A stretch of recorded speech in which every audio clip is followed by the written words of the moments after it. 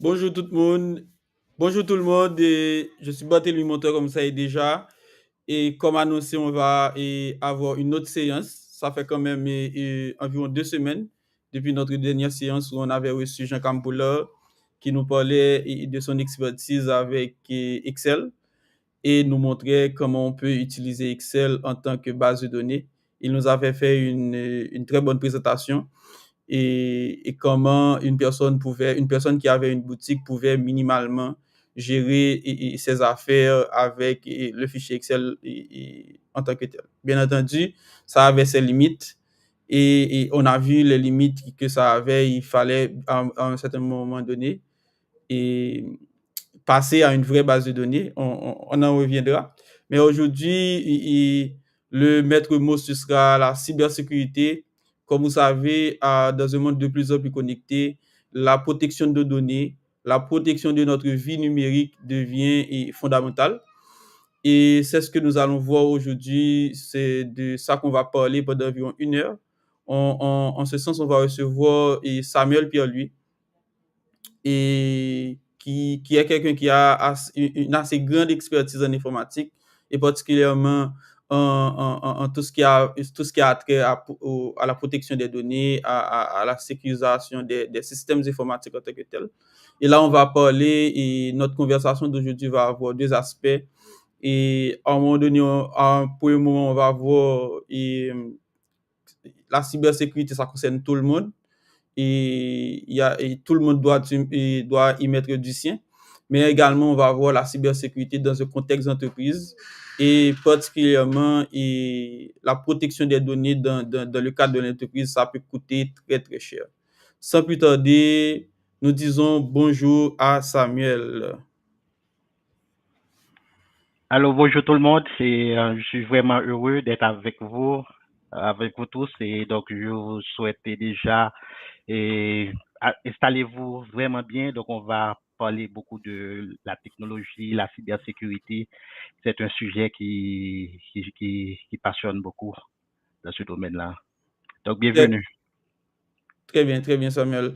Donc, avant vraiment d'entrer dans le vif du sujet, on doit quand même présenter notre invité. Et je sais que Samuel, tu as quand même de longues années dans l'informatique et particulièrement de la sécurisation, dans l'infrastructure, la sécurisation des données. Qu'est-ce que tu peux en dire davantage sur ton parcours, comment tu as commencé, qu'est-ce qui t'a mis en contact avec l'informatique et comment, depuis le début, tu as évolué vers la cybersécurité? Donc j'ai plus de 15 ans d'expérience dans le domaine de la technologie. Si je peux catégoriser, il y a plusieurs domaines dans la technologie. Il y a l'infrastructure, il y a la cybersécurité, il y a l'aspect programmation, etc. Il y a l'aspect administration de système, etc. Donc, j'ai eu la chance, je peux dire que j'ai eu la chance de travailler dans pas mal de domaines. J'ai commencé avec dans le domaine de la télécommunication et configurer les routeurs, les switches, etc., les VLAN, site-to-site VPN, etc., configuration de BGP. Avec ça, j'ai pris pas mal de certifications, le CNP, CCNA, etc. Mais j'ai- je devais croître à nouveau. C'est comme un bébé, quand un bébé est dans le ventre de sa mère. Qu'est-ce qu'on voit après 9 mois? Quand un bébé est dans le ventre de sa mère, on voit que le bébé demande de sortir. Donc, j'ai su que je devais croître à nouveau. Donc, j'ai laissé l'aspect de la télécommunication. J'ai été dans l'administration des systèmes et j'ai fait l'administration des systèmes Windows, Linux, la configuration de la virtualisation, etc. Ah bon, pas mal d'années, pas mal de trucs, etc. Donc, il y a le cloud computing, tout ça dans l'aspect de l'administration de système. Et puis, je me suis rendu avec la cybersécurité. Fort de toutes ces expériences-là, cela m'a aidé à de passer vers quelqu'un qui était dans le networking, l'administration de système et faire le pas vers la cybersécurité. Et là, c'est là que je suis rendu. Et puis, on travaille pas mal. Donc, on va voir tout ça, c'est que et même quand on parle de la cybersécurité, on va voir ça tout le long de cette Présentation, tout à fait. présentation. On va voir que tout ce qu'on est en train de faire, tu fais du coding, etc., le networking, etc., l'administration de système, il y a une partie de ça qui rentre en jeu dans la cybersécurité. Et généralement, il y a des gens qui ont beaucoup d'années d'expérience. Ils disent, bon, je ne connais rien en cybersécurité, mais au fond, ils s'y connaissent beaucoup. Donc, Très bien. Mais avant d'aller vraiment d'enchaîner sur la cybersécurité, est-ce qu'il y avait, par exemple, dans ton enfance, un élément qui t'a poussé vers l'informatique, un élément déclencheur? Et je ne sais pas, est-ce que tu avais un mentor qui était informaticien, un grand frère qui était informaticien? Qu'est-ce qui finalement t'a orienté vers l'informatique? je peux dire c'était mon père. Ok, Bizarrement, c'était mon père parce que et, mon père, il avait son neveu qui était responsable, qui était responsable de l'informatique dans une banque en Haïti. Donc, c'était un job assez prestigieux. Donc, il nous a dit que c'est comme longtemps on disait que il faut étudier la médecine, l'agronomie, il faut avoir le génie civil, etc. Donc, il nous a dit que tout le monde, nous sommes 5 enfants, tout le monde devait faire l'informatique. Donc, j'ai commencé avec apprendre des cours des sciences informatiques et puis j'ai étudié le génie civil, mais je n'ai jamais pratiqué. Et j'ai jamais fait carrière dans le génie civil, mais et, toute la famille, nous 5 ont étudié les sciences informatiques. Mais pour moi, j'ai trouvé, c'était la première fois que et, je suis connecté avec un ordinateur, j'ai ressenti une connexion. Et là, je me suis dit que là, c'était mon why, je pourrais dire. Donc, et depuis là, je suis un mordu passionné. Et, très bien, très bien. c'est ça. Donc, maintenant, comme tu as dit tout à l'heure, tu as été dans les... Bon, c'est quand même intéressant de savoir que c'est ton père qui t'a aidé à t'orienter dans l'informatique. Maintenant, tu as dit que tu as débuté dans l'infrastructure, les réseaux, tout ça. Et est-ce que la cybersécurité devient pour toi une consécration et par rapport à tout ce parcours-là, ou bien comment tu es tombé sur ça? Comment cette discipline-là de l'informatique, si je puis dire, t'a, t'a appelé là, en fait? En fait, comme j'avais dit au début, c'est qu'il y a le sentiment de croissance. C'est comme un enfant qui nécessite de croître. Donc, c'était comme ça. Donc, quand je travaillais dans le networking, l'administration de système, je me suis dit que et, je devais avancer. Donc, j'ai reçu il y avait des audits de système, etc. Je me suis dit, donc, je dois investir dans la sécurité. Et puis, c'est pas parce que la cybersécurité, c'est ce que tout le monde en parle, mais je me suis dit que c'était vraiment primordial. Quand on installe un système, on déploie de grandes infrastructures pour les clients, il faut s'assurer que ça soit conforme, ça répond aux exigences du marché. Donc, et petit à petit, et puis je me suis rendu, donc je travaille aussi comme sécurité et analyste en sécurité. Donc, il y a pas mal de choses. Tout ce que j'ai appris, je peux les transposer dans la cybersécurité. Parce que, en fait, la cybersécurité, c'est quoi? C'est les bonnes pratiques que tu es en train de mettre en place. Donc, toutes les connaissances que déjà acquises, donc on va les transposer et pour le client. Très bien, très bien, très bien. On y arrive posément sur la cybersécurité. Maintenant, euh, comme tu nous as dit, c'est que ton parcours, ton cheminement dans l'informatique t'a amené vers la cybersécurité. Et on sait aujourd'hui, avec l'explosion des réseaux sociaux, depuis un petit peu plus de 10 voire même 15 ans, 20 ans à peu près, et on voit les réseaux sociaux, et donc les problématiques liées à la sécurité et deviennent de plus en plus criants, de plus en plus importants. Maintenant, on sait par exemple sans les réseaux sociaux, il y a un certain nombre de problématiques qui n'existeraient pas peut-être en sécurité. On sait aussi que aujourd'hui, la vie des gens, de même qu'on peut dire on a une vie personnelle, physique de la société, chacun aujourd'hui, ou presque, possède une vie numérique.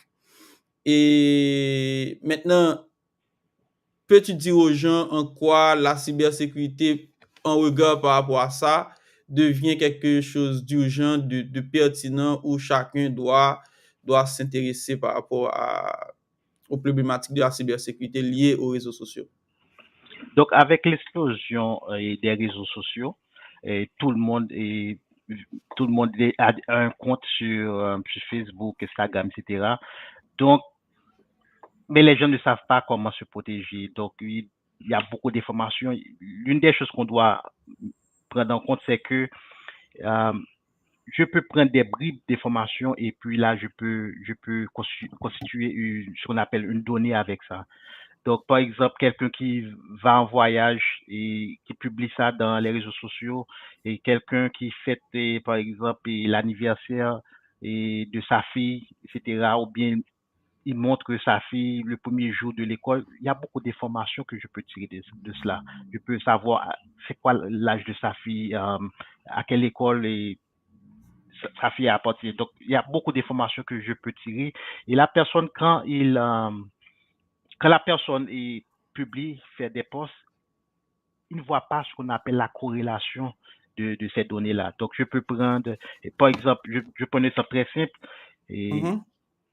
quand tu crées un compte sur n'importe quel système, on te demande des questions de sécurité et les questions les plus banales. On te demande c'est quel le nom, l'animal de compagnie, c'est quoi le nom de l'animal.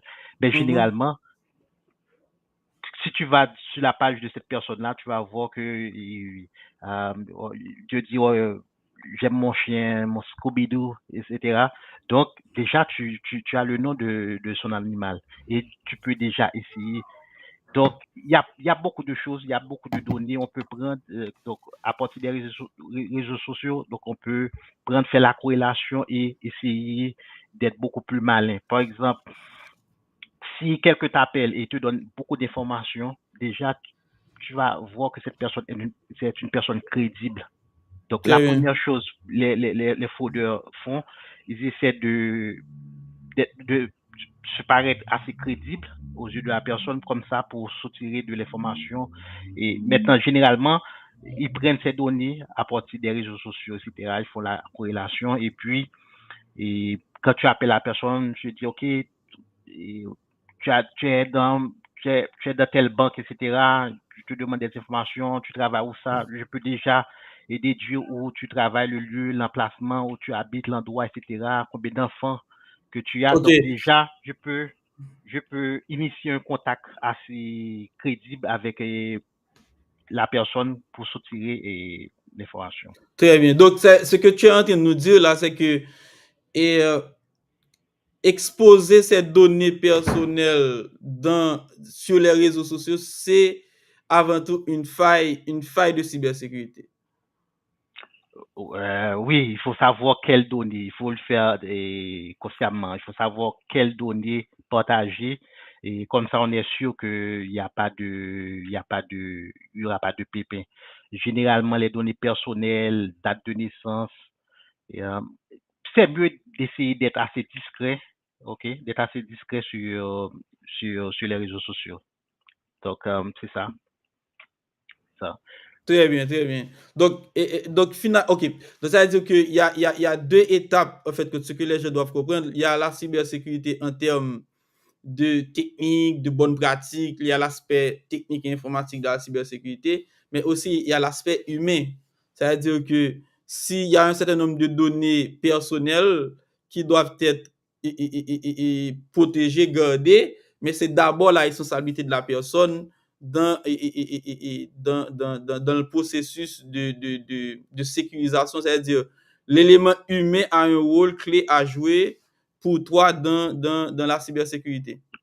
Oui, il faut être vraiment vigilant et les renseignements personnels de nos jours, c'est vraiment un atout. pour les fraudeurs. C'est pour cela que il y a des lois qui existent pour protéger et, l'utilisateur. Par exemple, il y a la loi 25 et dont on parle assez souvent, donc Mhm. qui est là pour protéger les renseignements personnels, pas au niveau seulement des réseaux sociaux, mais si je fais affaire avec une compagnie, ces informations sont tellement précieuses, assez pertinentes que en fait, si je fais pas affaire avec cette compagnie à nouveau, je peux demander qu'on puisse retirer et enlever les informations personnelles et parce que c'est tellement critique, c'est tellement important que on ne joue pas avec ça.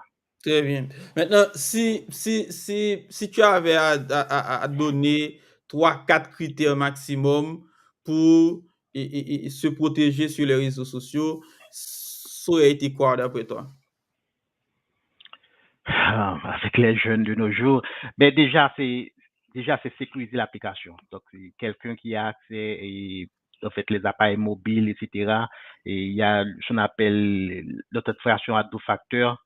Donc Mhm. quand pour les comptes Facebook, Instagram, etc. Il faut que ça soit authentifié Attends, pour à que je deux sois facteurs. certain que tout le monde comprenne, c'est quand tu parles d'authentification à 2 facteurs, est-ce que tu peux expliquer aux gens pour savoir de quoi tu parles précisément? Cela veut dire que pour identifier la personne, que la personne va s'identifier à une application, il faut que il puisse s'identifier de deux manières Mhm. minimum. Donc ça peut être avec un mot de passe et il faut que ça est avec d'une autre manière. Soit ça peut être un PIN, un code, un SMS que la personne va recevoir un code à partir du SMS qui va rentrer pour s'assurer que c'est effectivement la personne. Donc, et pas seulement toutes les applications de nos jours, Donc, il c'est comme faut, plusieurs, il y a différents niveaux de défense.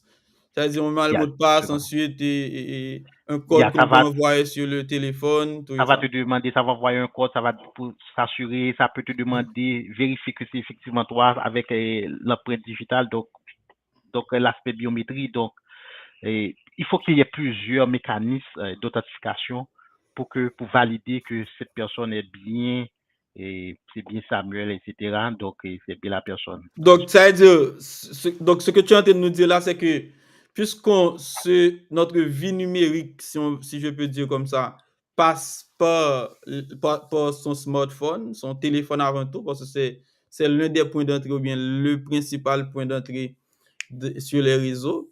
Donc, il faut sécuriser cet élément-là.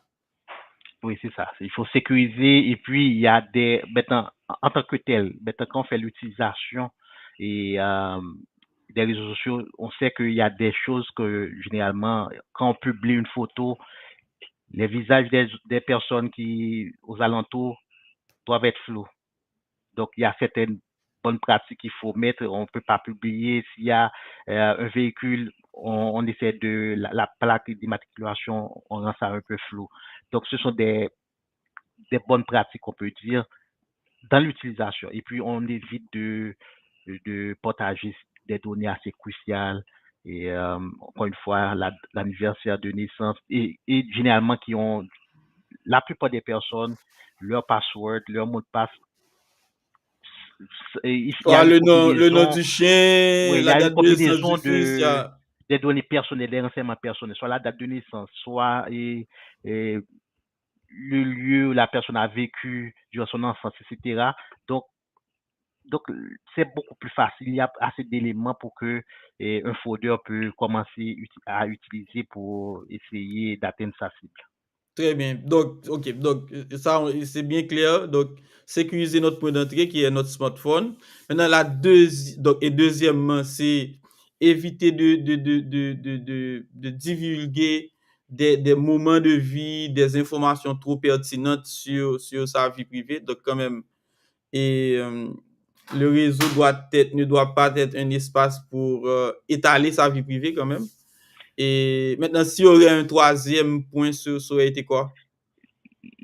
En fait, les informations qu'on publie, soit généralement, ça doit être neutre, vraiment neutre. Il y a pas, ça donne pas d'autres informations. Je peux pas tirer d'autres D'autres informations déduits, très bien. oui, à partir des posts qu'on publie.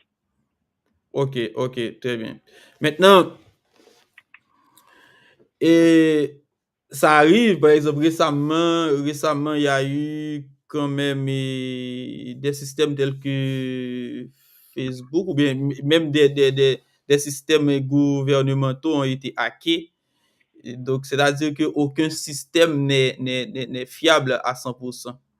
Et c'est quoi ton regard par rapport à ça? Et on sait très bien que tout système n'est pas infaillible, mais comment le spécialiste en cybersécurité que tu es apprécie cet élément-là et comment, comment tu tiens compte de ça dans ton travail de tous les jours?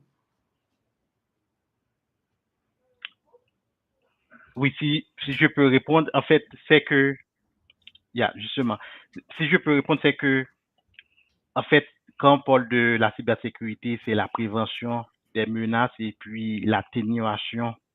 On atténue et les menaces parce que généralement on pourra jamais vraiment et, dans un monde parfait, donc il n'y aurait aucune menace. Donc on peut atténuer les menaces. Mais généralement, la façon dont tu parles, c'est que euh, je pourrais, je pourrais voir ça de notre regard.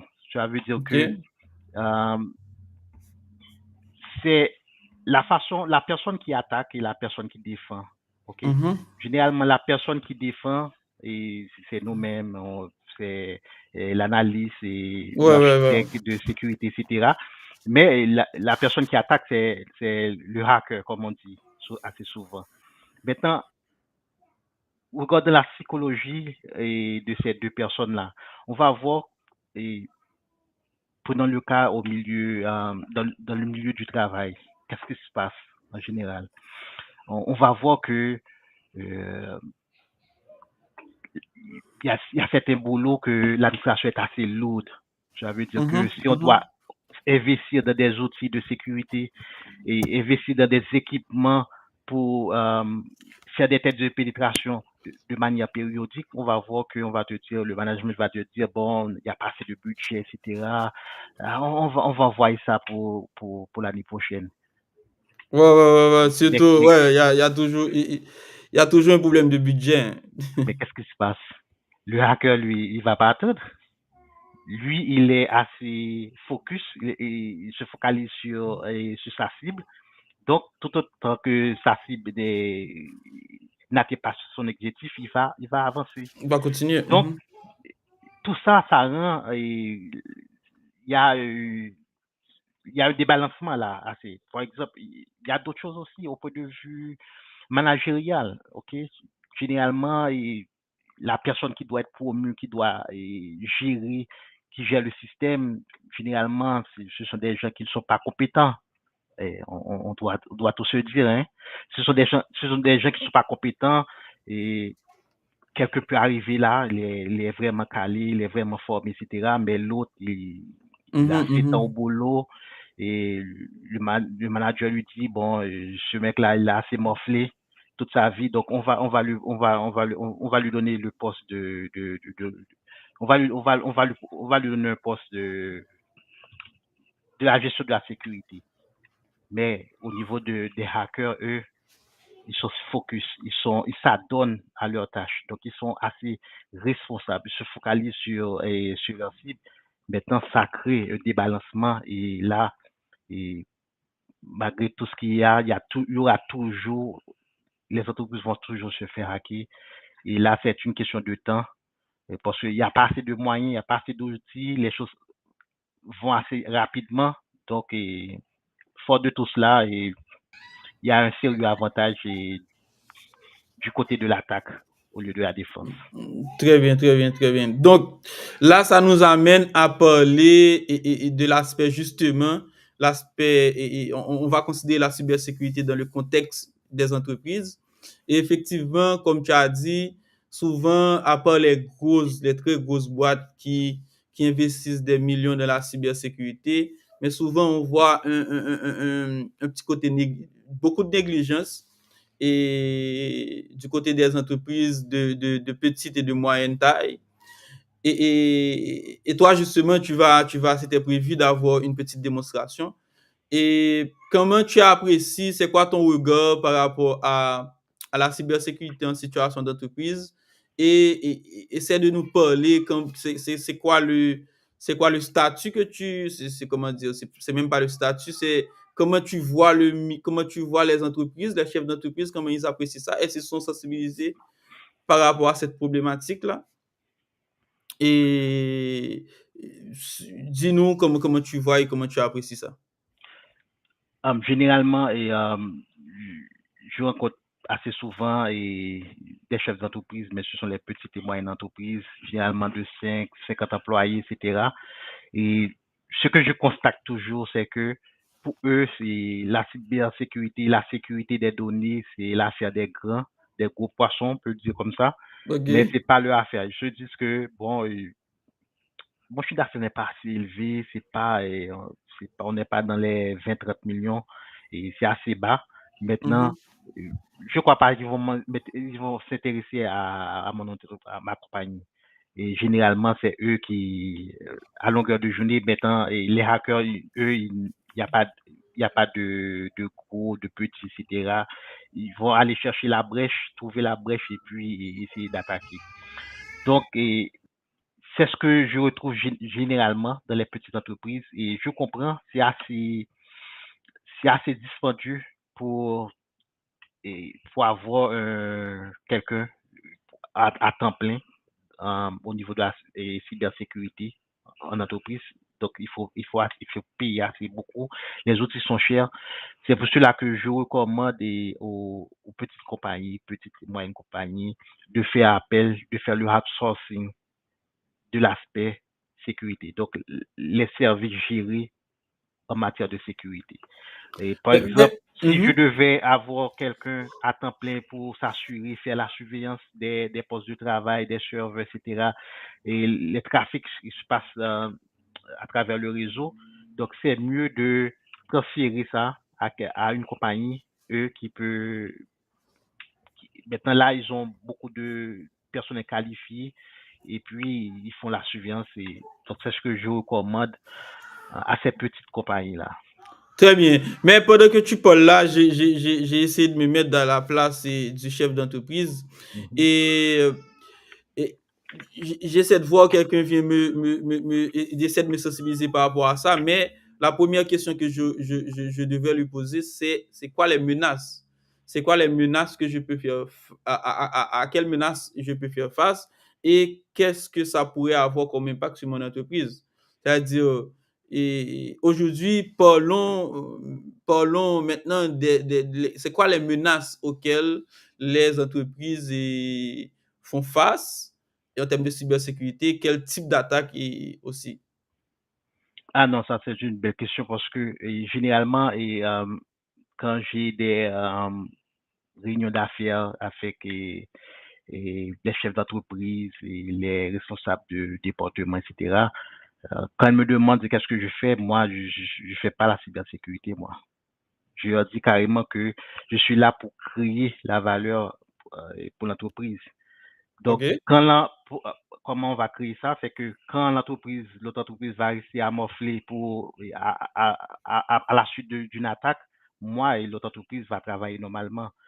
Donc, c'est cette façon-là que je vois les choses. Donc, une compagnie, il y a beaucoup d'étapes, il y a beaucoup de balises qu'il faut mettre.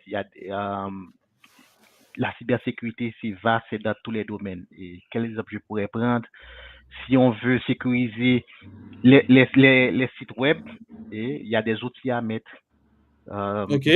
quel exemple je pourrais mettre, que je pourrais prendre? Supposons, je dis n'importe quoi, supposons que tu es un programmeur, hein, et Mhm. supposons que tu as une plateforme API que tu aimerais sécuriser.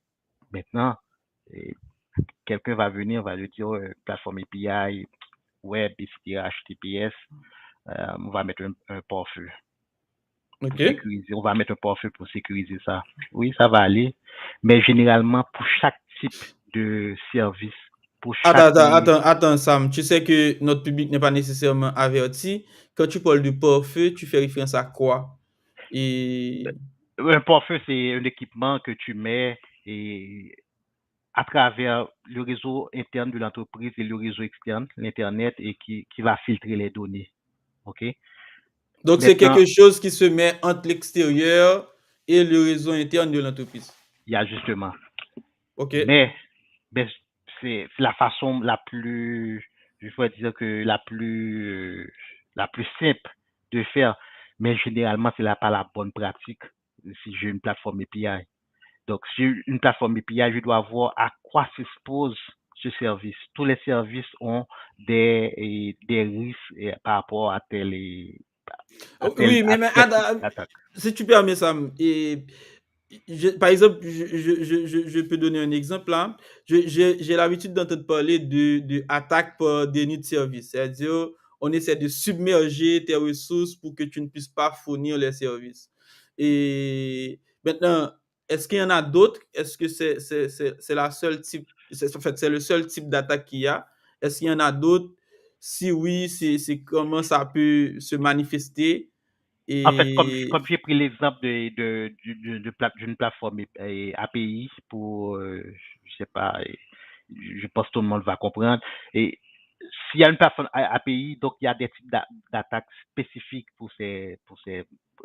Il y a ce qu'on appelle le DDoS, le Denial of Service, donc les attaques de. Attends, il y a deux choses que tu dois expliquer aux gens là. C'est API, c'est quoi? C'est pour les gens puissent comprendre.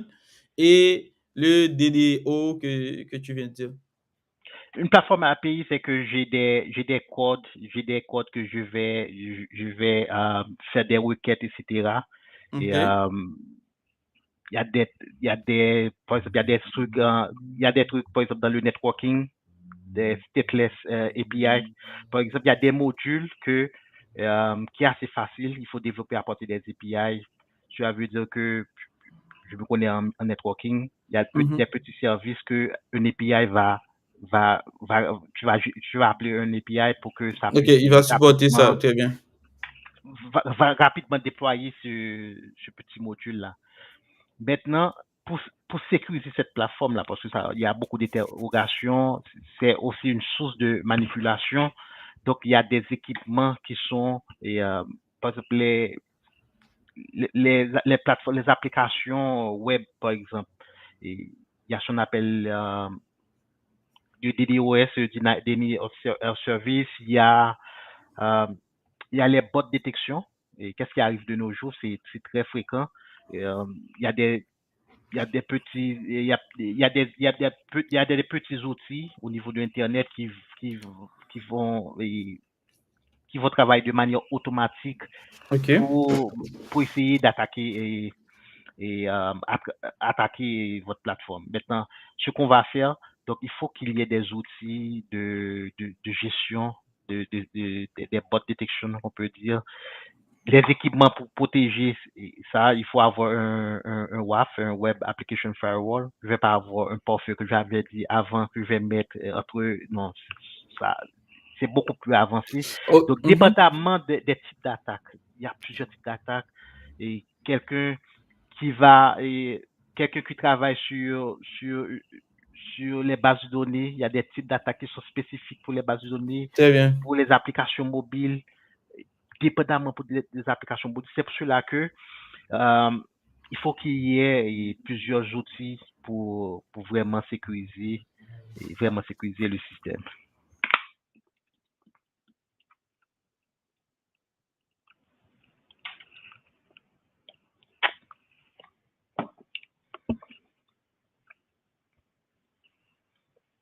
Donc, ouais, donc c'est, en gros, c'est ça.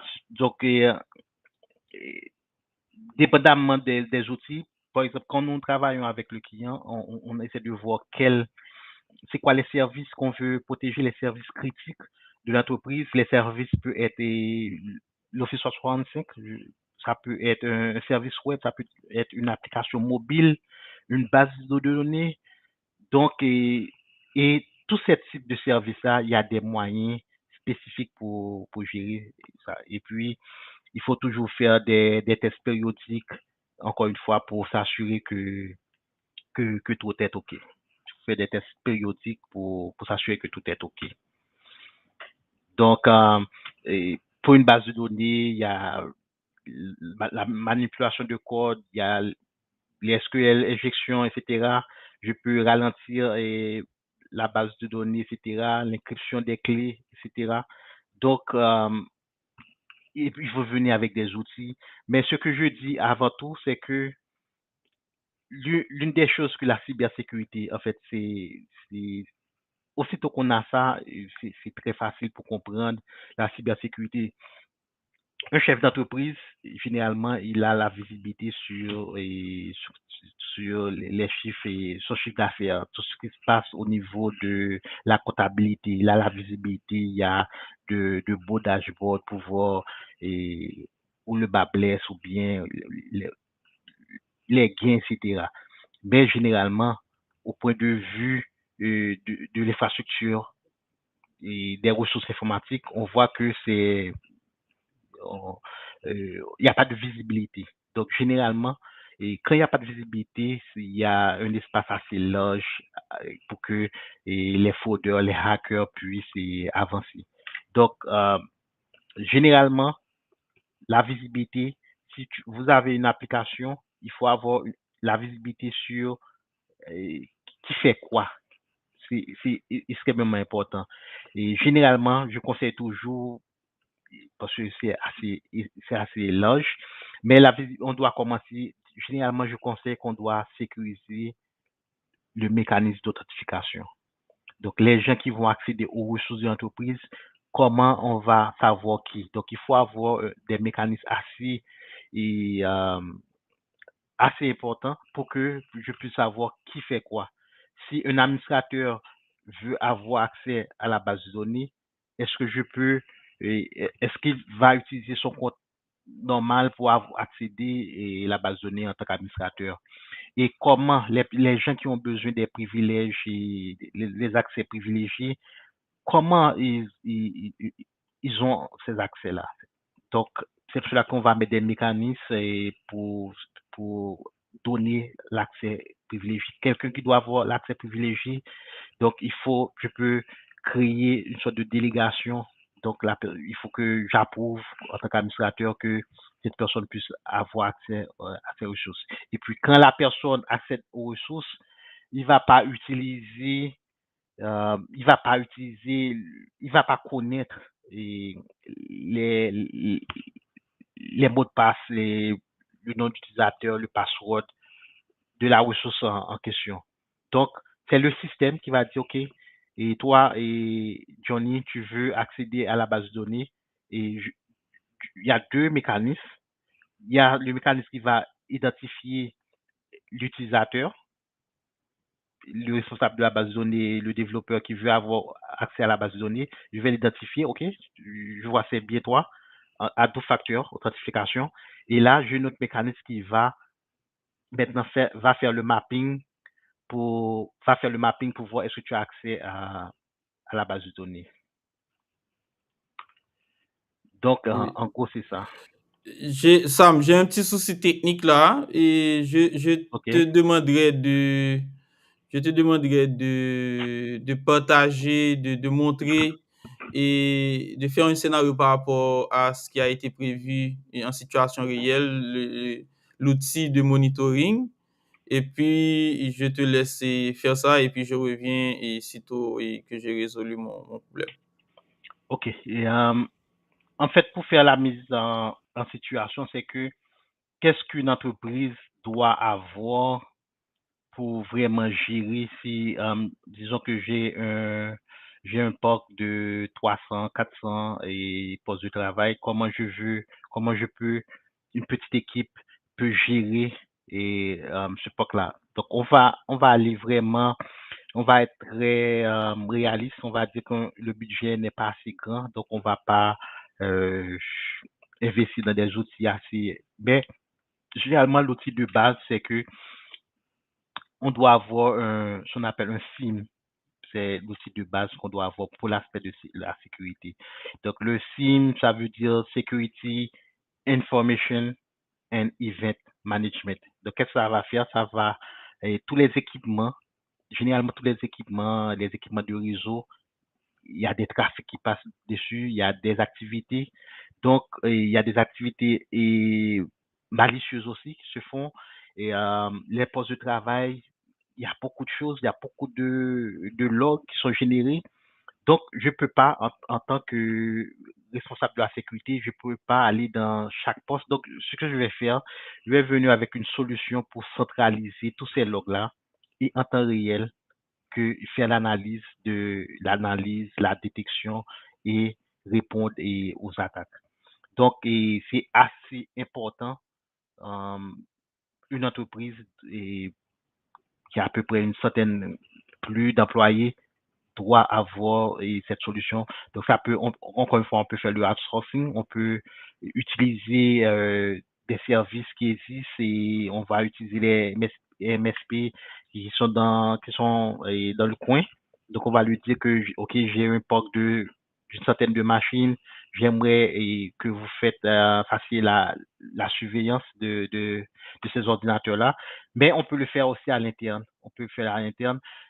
Donc, en tant que analyse en sécurité, je voulais vous montrer, mais là, c'est l'aspect en entreprise, la situation en entreprise. Donc, euh, pour ceux qui ne sont pas assez dans le domaine ou bien qui ne sont pas versés dans le domaine de la technologie, et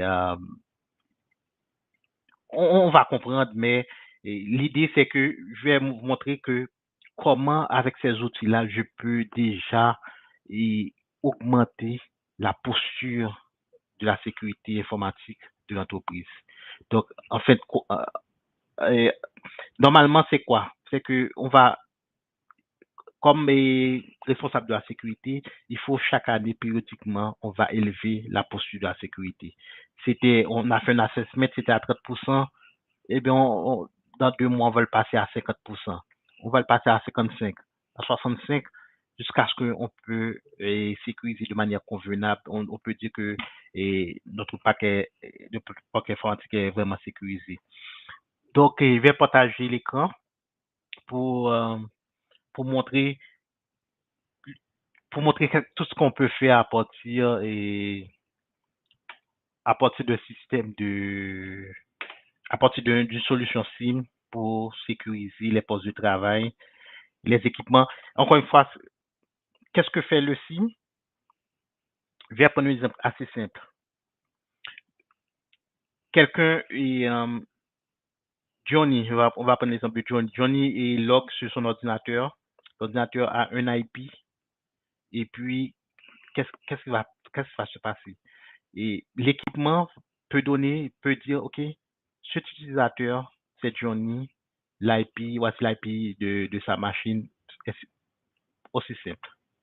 Mais quand tu as un logiciel de SIM, maintenant, le SIM va collecter les logs sur plusieurs réseaux, ok, sur plusieurs équipements de réseau. Ça va, les switches vont envoyer des logs, les antivirus vont envoyer des logs sur la sécurité des endpoints, euh, les pare-feux vont envoyer les logs, etc.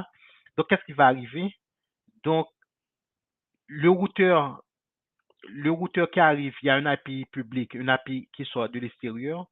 Le routeur, l'endpoint ne peut ne pas voir, il voit seulement l'IP, il voit l'IP, il dit, OK, je ne connais pas cet IP-là, mais le pare-feu déjà a pu faire une reconnaissance, là, vu que cet IP-là, ça sort de tel pays.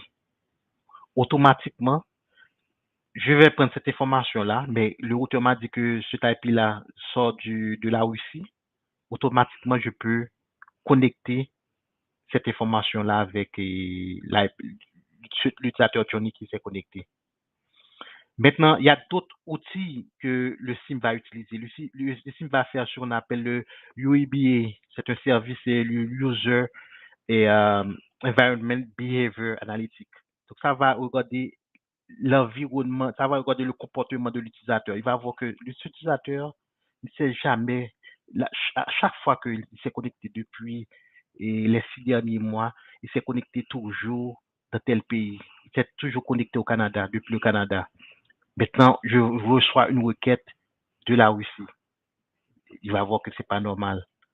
Et on peut configurer pour que ça peut générer une alerte. OK, automatiquement, je peux, déjà, il y a son appel, le sort.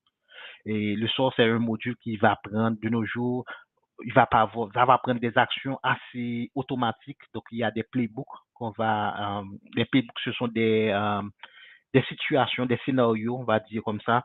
Donc, si tes scénarios arrivent, voici qu'est-ce qu'il faut faire.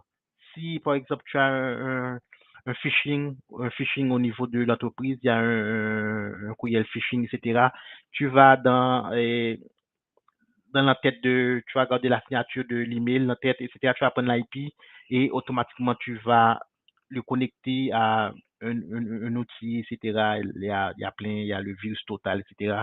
Tu vas le connecter qui va voir est-ce que déjà il y a des données sur cet IP-là. Il va voir que c'est quelqu'un qui s'amuse à faire des spams, etc. Donc, automatiquement, si ça détecte qu'il y a des spams, automatiquement, ça va prendre des mesures correctives.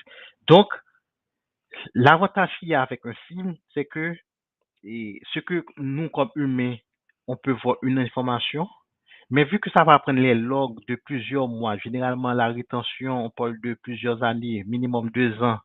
Donc, ça va faire cette rétention-là, et puis on peut le connecter à partir des API. Il y a des services que je peux le connecter, il y a des services gratuits, par exemple le Virus Total, que je peux connecter. Et cet outil-là que je vais vous montrer, c'est un outil de base que je vais vous montrer, mais il y a plein. OK? Maintenant, et, ça va augmenter, élever la posture de la sécurité automatiquement. Automatiquement. Et on a mis ça, et on a déployé ça chez certains clients.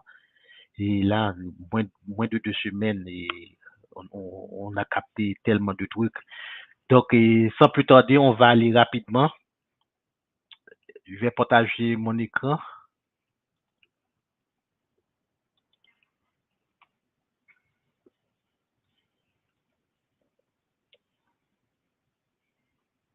Ok, je vais partager l'écran.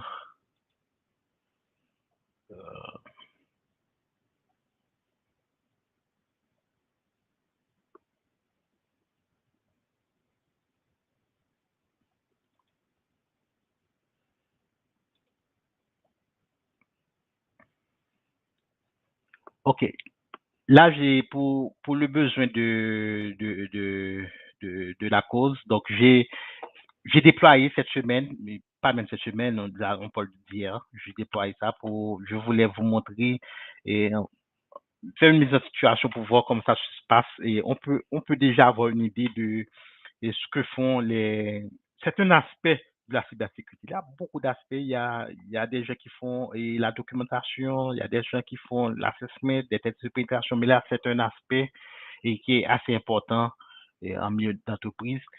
Donc, ça, c'est une solution de SIM, donc, qui va gérer, qui va me donner les informations sur ce qui se passe au niveau de mon environnement informatique. Donc, je suis venu avec un test que j'ai pris 2 machines quelconques.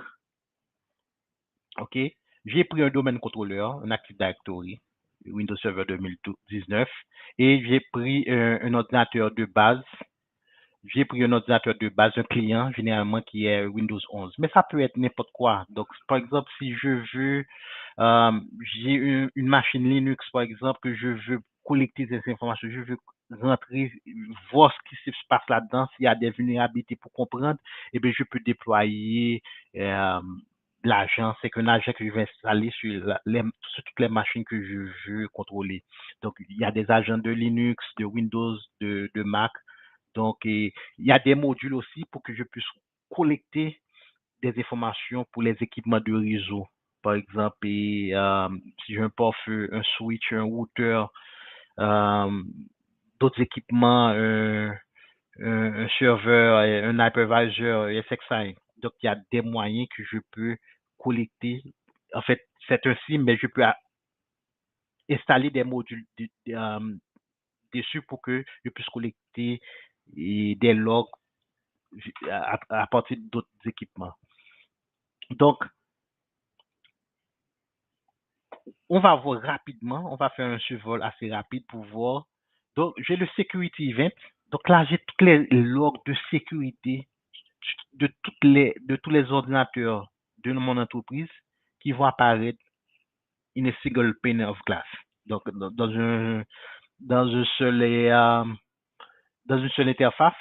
Donc, je peux aller rapidement et je peux voir les logs etc., les logs qui se passent, les logs, etc.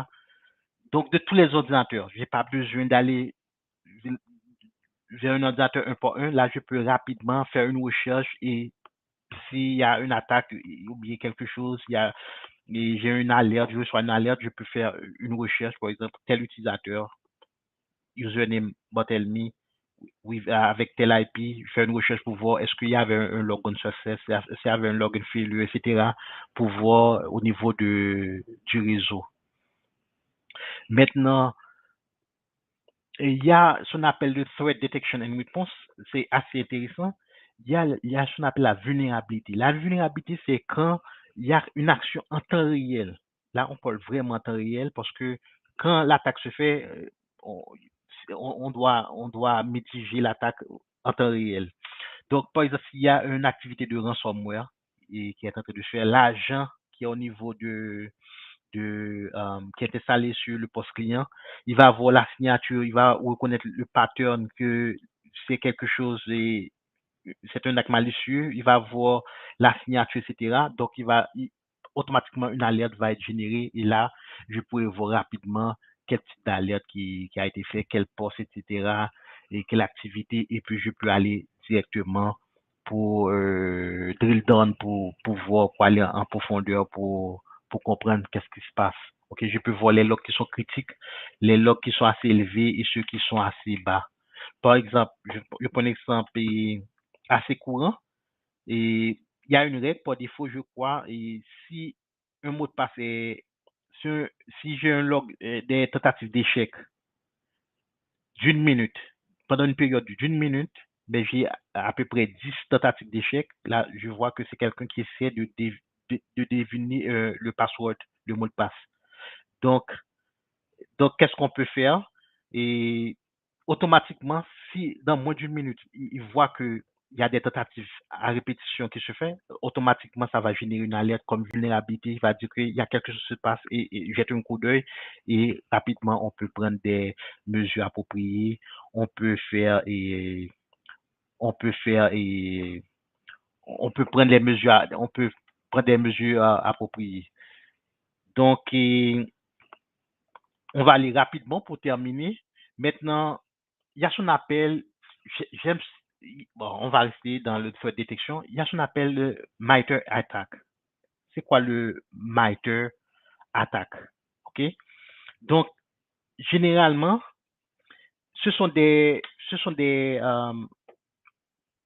donc, généralement, ce sont des techniques que les hackers utilisent. Donc, ça te permet de comprendre. Donc, ce système va utiliser ces techniques-là pour protéger l'environnement. Donc, si je vais à l'intérieur, OK, il y a toutes ces techniques-là. Par exemple, et je peux voir, il y a, par exemple, les mouvements latéraux, il y a le brute force password, il y a, il y a plusieurs techniques. Là, c'est plein là. On est en train de voir ça. Donc, il y a page de hash, il y a le credential from password store, etc. Donc, je peux aller, par exemple, si je vais au niveau de adversary in the middle, donc je peux à l'intérieur pour voir, OK, là, je vais voir quel type de requête, quel type de log que j'ai et pour cette attaque-là. Donc, je peux aller rapidement, par exemple, file deletion, on a vu ça là. S'il y a des fichiers qui sont en train d'être effacés, je peux cliquer rapidement et voir les logs qui est en train d'effacer. Et généralement, il y a des alertes. Dépendamment, par exemple, il y a le DHCP spoofing, le brute force password, etc. Donc, ce sont des choses qui se passent en temps réel. Donc, je peux aller rapidement, je vais dans, par exemple, tout ce qui a trait au niveau de credential, je peux cliquer là, et puis là, je peux voir rapidement, et puis qu'est-ce qui se passe, je peux cliquer sur, par exemple, est-ce qu'il y a des manipulations au niveau de la base de registre, etc. Automatiquement, je vais voir ça là, et puis prendre les mesures appropriées. C'est extrêmement intéressant. Et là, j'ai un dashboard pour voir qu'est-ce qui se passe. J'ai l'event qui va me donner tous les logs ok, je peux voir tous les logs qui se passent. Il y a beaucoup de ça. Et ce qui est vraiment intéressant, c'est que je peux voir et je peux comprendre les techniques là. Il y a, ça explique les techniques, access token, manipulation. Ça va te donner une idée de ce que c'est. Donc, c'est assez intéressant et celui-ci. Donc, on va aller assez rapidement. Maintenant, l'autre chose qui est intéressant, c'est que il y a la conformité. Et ce qui est intéressant, par exemple, quand nous faisons les assessments pour les clients, et rapidement, je peux dire à un client que euh, donne-moi 2 jours, je peux dire que rapidement, je peux donner la physionomie de votre parc informatique. Je peux dire si est-ce que c'est bon, est-ce que c'est, ou bien est-ce que ça sent carrément mauvais. OK? Donc, qu'est-ce qui se passe, c'est que il y a plusieurs règles de contrôle, de conformité. Et il y a si on voit ici, il y a le NIST 853. Ce sont des paramètres de sécurité, c'était pour les agences fédéraux, etc., le gouvernement, maintenant que les entreprises ont adopté. Donc, rapidement, avec de ça, ce sont les bonnes politiques pour sécuriser les ressources informatiques. Donc, rapidement, je peux aller pour le PCI DSS. Ce sont par exemple, s'il y a des entreprises qui utilisent les codes de paiement et le paiement électronique, etc., les codes de crédit. Donc, il y a des normes, il y a des exigences qui doivent être assujetties. Donc, là, rapidement, je peux, à partir des contrôles qui existent déjà, je peux voir si l'infrastructure déjà est conforme donc, on va aller rapidement pour le NIF. Et comme on va donner un exemple. Et il y a plusieurs types de contrôles. Il y a, par exemple, je peux voir les logons qui sont tout ça, qui sont sur l'audit generation, etc. Mais je vais prendre un exemple très simple. Je vais prendre un utilisateur, un ordinateur. Je vais dire, OK, je vais voir c'est quoi la posture informatique, c'est quoi le niveau de sécurité au regard de ça. Donc, on va aller rapidement. Donc, allons-y. Donc, prenons un ordinateur.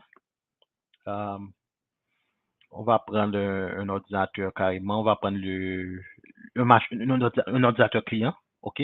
Donc, c'est un poste de travail. OK, je peux voir l'IP de l'utilisateur. Je peux voir déjà le security event. Donc, je peux aller vérifier tous les événements, tous les events pour cet ordinateur-là. Je peux essayer de comprendre les services et quels outils, quels services qui roulent, etc. Avoir ces informations-là et de manière centralisée. Je peux voir les authentifications failure pour voir est-ce que combien de fois on a essayé de faire, combien de fois que on a essayé de loguer sur ça. Ici, il y a c'est 291, OK? Et puis, je peux retourner là-dedans. Je peux voir ce qu'on appelle le NIST. N'oubliez pas, le NIST, c'est un benchmark. Donc, par défaut, il y a par exemple, il y a des règles de sécurité, ce qu'on appelle un baseline, que je peux calquer avec la machine client pour voir est-ce que cette machine-là est conforme, ou bien c'est quoi la posture de ce ordinateur. Regardez bien, c'est vraiment intéressant là. Si je vois au niveau du NIS, pour le Windows 11, c'est un ordinateur Windows 11, donc par défaut, ça me dit que le niveau de sécurité de cette machine, c'est à 32%. Donc, ça fait un bac, c'est à 32%. Donc, ça veut dire que c'est une machine qui est vraiment pas sécurisée. C'est pas sécure. Donc, là, déjà, mais ça va pas rester là. Ça va pas me dire, OK, la machine c'est pas conforme, mais je peux avoir beaucoup d'informations. OK? Rapidement, je peux voir tout, toutes les étapes que je dois faire pour que cette machine puisse être sécurisée à 100%. OK? Ça me dit, par exemple, je dois m'assurer que je dois renforcer l'historique des passwords à 24. C'est pas fait. C'est failed. OK? Je peux aller rapidement, ça m'explique quoi faire. Donc, ça, ce sont des outils qui sont assez intéressants. Je peux travailler avec le client pour élever, on peut dire comme ça, pour renforcer la posture de la sécurité informatique. Donc, je peux aller rapidement voir qu'est-ce qui ne va pas et par exemple, là, j'ai plusieurs outils, ça me dit, OK, je peux aller ici pour activer tout ça. Par exemple, ça, c'est bon. Ça me dit que j'ai passé ça, c'est bon. Mais je peux aller dans Field pour voir tout ce qui doit être fait. OK? Et ça me donne ça en temps réel. Aussitôt que je travaille sur la base de registre, je configure les paramètres de sécurité. Donc, ça, c'est une idée que je vous ai donnée pour rapidement augmenter. Voilà rapidement pour terminer le deuxième ordinateur, qui est un annuaire ce qu'on appelle l'Active Directory. Et pour ceux qui s'y connaissent. Donc, s'y connaissent. Maintenant, généralement, un domaine contrôleur, un contrôleur de domaine, généralement, c'est assez sécure. En fait, c'est ce qui gère l'authentification euh, dans une entreprise. Donc, là, par défaut, j'ai installé les paramètres de base pour vous, pour qu'on on va faire ça ensemble. Donc, déjà, quand j'installe un serveur 2019 avec un contrôleur de domaine, il y a beaucoup de paramètres qui sont prédéfinis et qui sont bien configurés. Donc, rapidement, je peux aller rapidement pour voir qu'est-ce qui doit être fait automatiquement. Et puis là, je peux travailler avec le client et puis pour rendre ces machines. Mais généralement, tout ce qui est aux alentours de 80-85, c'est bon. L'idéal, ça serait le 100%, mais dans un monde acceptable, on peut mettre ça à 80-80%.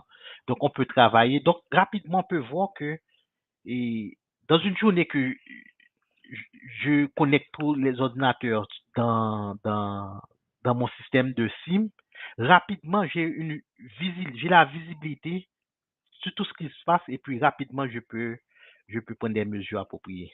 Donc, je ne vais pas m'attarder sur ça, c'est juste pour avoir une idée. Donc, s'il y a des questions, je vais répondre. Je vais prendre le plaisir de répondre. Et très bien, Sam. Et bon, mon problème persiste là. On va quand même continuer comme ça. Et donc, je te remercie pour la présentation. Quand même, tu nous as mis en situation et on comprend mieux là comment ça fonctionne là, ton journée de travail là finalement. Et on voit vraiment l'aspect monitoring, l'aspect investigation aussi, et cette capacité que tu as de savoir en temps réel, voilà ce qui se passe sur le réseau, tout et tout. Et maintenant, avant de conclure, il y a une question, et je pense que toutes les personnes qui sont présentes là, et toutes les personnes qui sont présentes là, et cette question-là leur intéresserait, c'est de savoir quelqu'un qui serait intéressé par un parcours en cybersécurité, c'est quoi les premiers pas, les premières démarches qu'il doit entreprendre, cette personne doit entreprendre pour vraiment commencer une carrière en cybersécurité? Généralement, il y a certains qui font directement le jump. Donc, peut-être ils étaient en électronique et puis ils veulent embrasser le domaine de la technologie.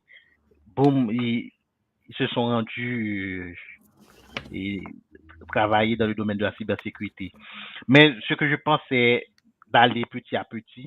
Donc, toutes les connaissances que vous connaissez déjà, par exemple, si vous êtes développeur, ça va servir. Au niveau, il y a ce qu'on appelle dans la cybersécurité, il y a des rôles clés, il y a ce qu'on appelle l'ingénieur AppSec. Ce sont des rôles clés que ça va aider. Donc, vous pouvez être rendu à jouer ce rôle-là. Donc, ce que je vous recommande, c'est d'aller petit à petit, prendre des cours de réseau, prendre des cours donner des supports niveau 1, niveau 2, niveau 3, gérer les systèmes parce il faut comprendre. Parce que quand le client, et moi j'ai eu à faire des mandats, réaliser des mandats avec certains clients, maintenant il faut comprendre. Ce sont des connaissances dans le domaine de la réseautique que j'ai mis en pratique. Et c'est des connaissances au niveau du cloud computing que je connais, que j'ai mis en pratique pour sécuriser. Il y a des gens qui veulent sécuriser leur infrastructure Azure. Donc, il faut comprendre. Donc, si tu es au niveau de la cybersécurité, mais il faut comprendre comment fonctionne Azure, comment fonctionnent les identités, storage, etc., les clés, le Entra ID. Il faut comprendre tout ça. Et puis, savoir quel outil aussi, comme j'avais dit bien avant, et quel outil. Donc, c'est bien sûr que s'il y a un conseil que je dois donner, c'est que il faut être très patient. Il faut être très, très patient. Ça veut dire qu'on peut pas aller rapidement et puis c'est tellement vaste. Il faut aller petit à petit. Donc, jusqu'à maintenant, moi, j'apprends toujours et j'ai mon mentor, j'ai mon boss au bureau et lui, il a réalisé beaucoup de choses. Donc, j'apprends de lui et c'est assez vaste. Il y a certains mandats que je réalise, je fais appel à d'autres personnes dans l'équipe pour que on puisse les délivrer. Donc, c'est assez vaste. Mais il faut aller petit à petit, comprendre l'Active Directory, ce qu'on appelle le GIA. C'est un aspect de la cybersécurité, la gestion d'identité et des accès. Donc, comprendre comment on peut donner des accès privilégiés, comment on peut gérer les accès et tout type d'accès au niveau des bases de données, parce que c'est là que ça commence il y a des failles de sécurité au niveau des accès et la personne a la clé de la base de données, il partage avec l'autre, comment on peut partager les clés, comment on peut accéder aux ressources critiques. Donc, tout ça, c'est assez vaste, mais ce que je pense, c'est d'aller petit à petit et puis d'avancer. Très bien, très bien. Et, alors, est-ce qu'il y aurait une certification particulière par rapport à ce corps de métier pour être spécialiste en cybersécurité? Il y a plein. Comme je dis, toutes les certifications, ça va aller. Mais pour commencer, je conseillerais, si c'est quelqu'un de junior, il faut commencer avec la sécurité, la certification Security Plus pour comprendre des trucs. Le cloud computing, c'est assez important. Même Security moi, Plus, c'est quelle institution qui donne ça? comme TIA, l'organisme comme TIA qui donne cette certification-là. Si, si c'est au niveau on veut faire des tests de pénétration, etc., donc, je conseille, il faut connaître les bases de Linux, ok? Je recommande des certifications GPT, Junior, Practitioner au niveau de Linux. Et puis, on peut avancer, on peut prendre le CI. Ah, et puis, le dernier, c'est le CISSP. Donc, on peut dire c'est comme le Graal, mais il y a tellement, j'ai des amis qui s'est passé récemment, j'ai un ami qui a passé une certification qui est Ah, c'est costaud, ok. assez Mhm. rare, et puis je ne connaissais pas ça, je ne connaissais pas, donc, c'est ce qu'on appelle le privacy et professional, donc, donc c'est quelque chose qui est assez vaste, on apprend, et c'est journey, donc, c'est un long voyage, donc on va pas s'arrêter, c'est pour ça qu'il faut être patient soi-même, on avance petit à petit et puis on va arriver, c'est sûr. Très bien, Samuel. On est rendu à un petit peu plus de 60 minutes. Là, je te demanderai avant de clore, bien que les gens auront compris que j'ai un petit souci technique là. Et maintenant, qu'est-ce que tu nous dirais en guise de dernier mot par rapport à cette séance et comment, je sais aussi que tu es spécialiste en virtualisation aussi. Et ça, c'est une autre arc que tu as dans ton socle, là, comme on dit. Et peut-être on pourra planifier un de ces jours au cours du mois de mai. Là, on pourrait vraiment prendre un petit temps pour parler de la virtualisation et comment c'est vraiment pertinent et comment ça peut aider aux entreprises de gagner en souplesse, gagner en robustesse et gagner aussi beaucoup d'argent. Et donc, je te laisse dire le dernier mot avant de conclure notre séance de ce soir. Bonjour, merci tout un chacun qui a suivi qui a suivi et je veux dire cette petite formation que j'ai beaucoup parlé. Donc, je vous remercie et s'il y a des questions, n'hésitez pas à me contacter sur les réseaux sociaux et LinkedIn, je suis très présent. Donc, je peux vous canaliser, vous aider et à avancer. Et il y a certaines erreurs que je vois que certains dans le domaine font, donc je peux vous aider à éviter ces erreurs-là et rapidement, moins de 30 secondes, je peux donner une erreur que je vois assez souvent. Je vois des gens, et euh, quand ils connaissent un outil, une solution, etc., maintenant, quand le client demande quelque chose, donc ils essaient toujours de vendre ce client ce qu'ils connaissent. Donc, et des fois, ça arrive, et je connais une technologie, le client a des besoins, je travaille avec ce client, mais des fois, ça arrive que le client déjà a fait ses petits travaux, mais ils te disent et quelle solution qu'il faut travailler. Maintenant, ça demande qu'il faut pas, il faut sortir de sa zone de confort et puis tester les outils, tester les outils, essayer de comprendre les concepts, etc. Parce que à la fin de la journée, et ce que j'aime dire, et je peux transposer cette parole-là à toutes les sources, dans toutes les sources. Et cette parole de JFK en 1961 qui a dit que ne demandez pas à votre pays ce que votre pays peut faire pour vous, mais demandez ce que vous pouvez faire pour votre pays. Et bien, c'est comme ça. Donc, généralement, quand vous travaillez avec le client, n'essayez pas le client doit essayer pour que ça soit quelque chose de mode assez simple, assez joli, pas compliqué, mais essayez de travailler de manière professionnelle avec le client. Et il faut comprendre, le client peut ne pas avoir le budget. Le budget peut être vraiment restreint, mais venez avec des solutions pour vous voir pour pouvoir augmenter rapidement la posture de vue sécurité. Donc, je remercie tout le monde et les gens que j'ai invités par WhatsApp. Je vous salue. Très bien, très Merci bien. tout le monde. Très bien, Sam. Et donc, comme tu as dit, s'il y a des gens qui sont intéressés par la cybersécurité, vous pouvez écrire à Sam sur sa page LinkedIn. Je pense que c'est Samuel Pierre-Louis. Et comme ça, vous pouvez rapidement poser une petite question. Il se fera un plaisir de vous répondre. Je vous remercie encore une fois à tous ceux-là qui n'ont pas raté le rendez-vous, qui étaient avec nous. Je te remercie, Samuel, et à bientôt pour une nouvelle présentation, une nouvelle séance. Ciao.